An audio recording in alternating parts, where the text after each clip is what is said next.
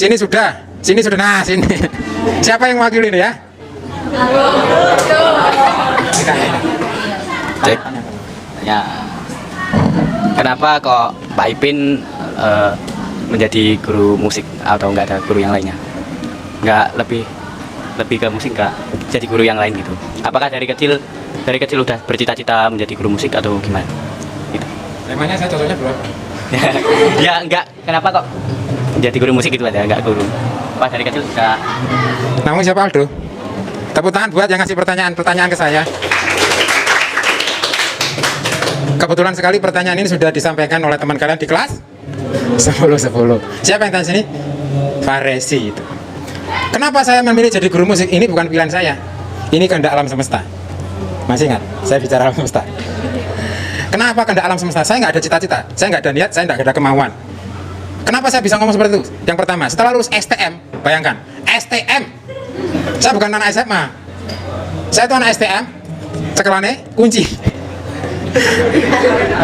Kunci pas, kunci ring itu. Karena saya anak otomotif, bongkar mesin mobil itu.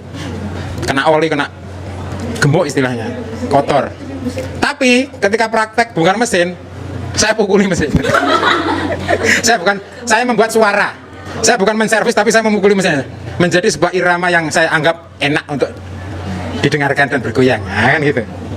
Setelah lulus, saya nggak ada cita-cita kuliah. Tiba-tiba tetangga saya datang menghampiri, ayo kemana? Waktu itu saya sedang membantu orang tua saya mengelas, karena orang tua saya tukang las. Saya sedang, kemana? Ya daftar kuliah. Ya wes, saya nggak mau kuliah, saya cuma ngantar kamu aja. Tak terkei ya, yo, saya budal. Sampai di UNY, karena rumah saya Jogja. Rumah ke UNY itu nggak lama, paling cuma 10 menit, karena saking dekatnya. Wes, sampai di situ ternyata saya ikut beli formulir karena harganya cuma 10.000, sangat murah sekali. Saya isi, saya masukkan, tapi saya nggak ada niat. Iseng. Akhirnya apa? Waktu ujian senam PTN saya kerjakan, ya udah, sebisa saya. Setelah itu udah tahu-tahu pengumumannya di surat kabar. Berhalaman-halaman itu full. Ternyata nama saya nongol dan teman saya yang saya antar itu nggak ada. Dia nggak keterima, saya yang keterima. Saya merasa bersalah, dia nggak keterima, dia stres, saya ketawa-ketawa malah. Ya sudah, ternyata yang keterima itu pilihan kedua, karena pilihan pertama saya bahasa Inggris, kedua saya seni musik. Akhirnya dimulailah kuliah saya, dan berlangsung hampir 8 tahun, nggak lulus-lulus. Sampai akhirnya ya sudah, begitu lulus, karena saya di Jogja sudah nyaman banget, saya ngajar di area Keraton Jogja, jadi sekarang ada tank Keraton itu, dan saya ngajar di sekolah di dalam Keraton itu. Jadi di pusatnya, jantungnya Jogja.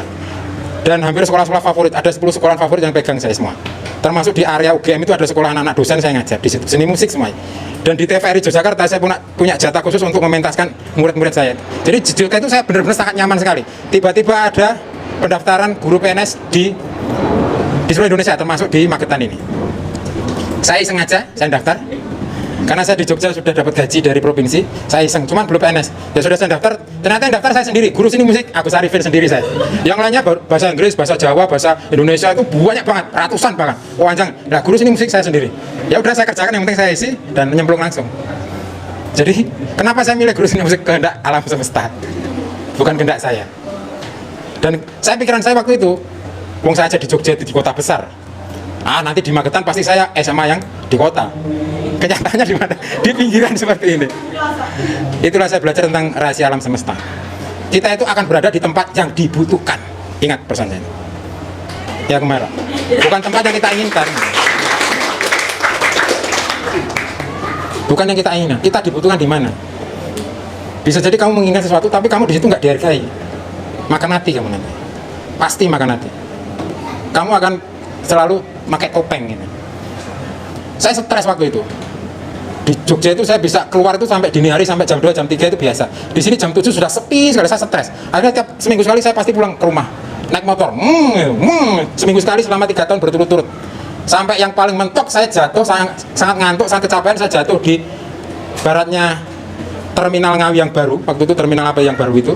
Jam 2 pagi saya ngantuk, rutut. Saya udah nggak sadar, saya masuk ke parit. Bangun itu saya udah nggak bisa berdiri. Ini saya agak cedera. Saya berangkang gitu, jam 2 pagi berangkang itu. Tengok-tengok nggak ada rumah.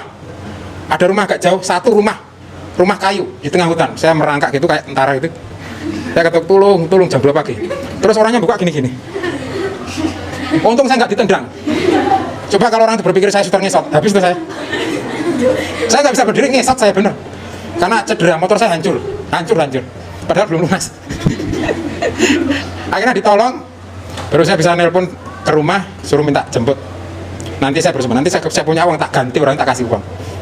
Udah saya punya uang, saya punya nadar itu, tak kasih duit. Orangnya udah lupa. Saya ngaku ini duit dari teman saya dulu pernah ditolong, dia jatuh di sini mas jam 2 pagi. Ini suruh ngasihkan ini, padahal itu saya sendiri. Ya itu pengalaman saya di sini. Saya nggak minta, saya digendaki alam semesta. Begitu. Kalian mungkin nanti akan ngalami seperti itu. Kalian nggak minta, tapi kondisi itu memaksa kalian untuk menerima. Yain aja. Kalian akan jadi orang yang benar-benar dibutuhkan alam semesta. Begitu. Ada pertanyaan sambungan, Mas Aldo? Ya sama-sama. Ya.